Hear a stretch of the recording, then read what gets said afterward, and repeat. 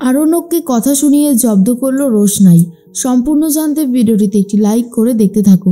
গল্পের শুরুতেই দেখা যায় আরণ্যক গরিমাকে বোঝাতে থাকে সে এরকম অন্যায় কখনোই করতে পারে না। রোশনাই তার নামে মিথ্যে ব্লেম করছে। আর তখন গরিমা বলে, শোনো আরণ্যক, আমি খুব ভালো মতনই জানি যে এরকম কিছু একটা হয়েছে, না হলে রোশনাই কখনোই তোমাকে ব্লেম করতো না। তোমার কোথাও বরং একটা ভুল হচ্ছে। এর মধ্যেই জেঠুমণি বলে, দেখ রোশনাই, আমি তো সবসময় তোকে আমার মেয়ের মতোই ভালোবেসেছি। দেখ মিনির বিয়ে আর তুই থাকবি না, সেটা কি হতে পারে বল?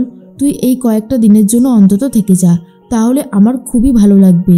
তখনই রোশনাই বলে, তুমি যখন এত করে আমাকে বলছো, আমি কি তোমার এই কথা ফিরিয়ে দিতে পারি? তুমি যখন বলেছ তখন আমি এই কথাটা রাখবো, আমি এই বাড়িতে থাকবো। তখনই ঠাম্মি বলে, তোমার এই বাড়িতে থাকা মানেই তুমি আমার দাদুভাইয়ের সাথে খারাপ ব্যবহার করবে, যেটা আমার একদমই ভালো লাগবে না। তখনই রোশনাই বলে, ঠাম্মি, তুমিও তো একজন মেয়ে, তুমি জানো না একজন মেয়ে কখনো তার মাতৃত্ব নিয়ে মিথ্যে কথা বলতে পারে না?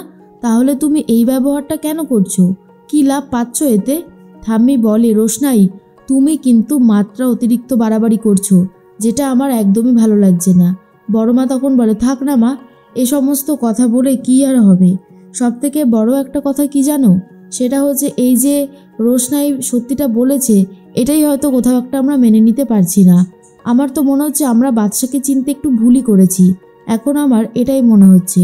তখন জেঠুমণিও সেই একই কথাই বলতে থাকে। এদিকে সুরঙ্গমা বলে, আমি তোমাকে ছেড়ে দেব না আরণ্যক, তুমি আমার মেয়ের এত বড় সর্বনাশ করলে তো এর ফল তোমাকে হাতে নাতে ভুগতে হবে। এদিকে আদিত্যজি কথা বলতে থাকে রুদ্রপ্রতাপের সাথে। রুদ্রপ্রতাপ আদিত্যকে বলে, আমি যেটা বলছি সেটা কিন্তু 100% সত্যি। আমি ভাবছি কি করে মুখোশটা খুলে দেওয়া যায় ওই গুরুজির। আদিত্যজি বলে, আচ্ছা রোশনাইকে উনি স্বীকার করেনি কেন? তখনই রুদ্রপ্রতাপ বলে, কারণ যেহেতু উনি চাননি যে এরকমভাবে ওনার ইমেজটা নষ্ট হয়ে যাক। রোশনাইয়ের মা অনেক করে বলেছিল, কিন্তু গুরুজি মানতেই চায়নি। তো আমি ভাবছি আমরা একটা বড় শোয়ের ব্যবস্থা করব, আর সেখানে গেস্ট হিসেবে রঞ্জন প্রসাদজিকে নিয়ে আসব। তারপরে লোকজনের সামনে রঞ্জন প্রসাদজির মুখোশ খুলে দেব, কেমন হবে? আদিত্য বলে, এটা হলে তো খুব ভালোই হবে, আমিও চাইছি এরকম কিছু হোক। যখন এরকম কিছু হবে তখনই রোশনাইকে মেনে নিতে বাধ্য হবে রঞ্জন প্রসাদজি। এর মধ্যেই রোশনাই তো অনেক আশা নিয়ে আরণ্যকদের বাড়িতে থেকে গেছে।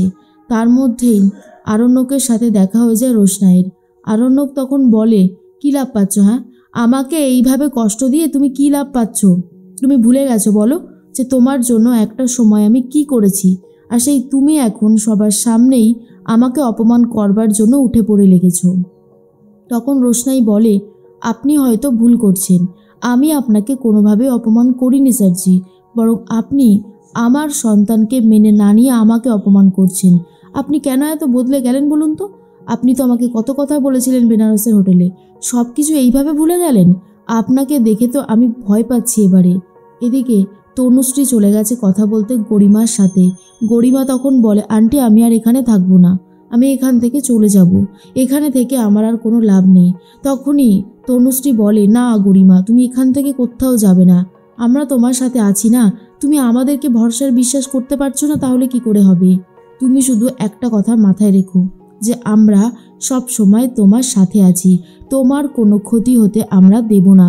তো একটা কথা জেনে রাখো, ওই বাচ্চাকে আমরা কখনোই এই বাড়ির কেউ বলে মেনেই নেব না। এর মধ্যে আরণ্যক বলে, দেখো রোশনাই, তুমি তো নিজের মতন ভালো ছিলে, তুমি দয়া করে এখান থেকে চলে যাও।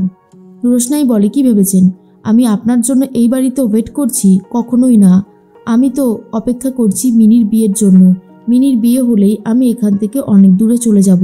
কিন্তু স্যারজি, আপনি নিজের কাছে নিজে অপরাধী হয়ে যাবেন, এই কথাটা ভালো করে মাথায় রাখবেন। যে অন্যায় আপনি করেছেন, আমি আপনাকে কখনোই ছেড়ে কথা বলবো না। আপনি এই কাজের জন্য উচিত শাস্তি পাবেনই পাবেন। মনে মনে খুব রাগ করতে থাকে আরণ্যক, আর ভাবে, রোশনাইকে আমি চিনতে এতটা ভুল করলাম, কি করে একটা মানুষ এতটা বদলে যেতে পারে? এখন আমাকে এইভাবে ফাঁসানোর চেষ্টা পর্যন্ত করছে। জানি না আমি কি করে এই বিপদ থেকে রক্ষা পাবো, তবে এখান থেকে আমাকে বার হতেই হবে যেভাবেই হোক না কেন। কিন্তু রোশনাইও ঠিক করেছে, সত্যিটা সে সবার সামনে আনবেই, কেউ আটকাতে পারবে না।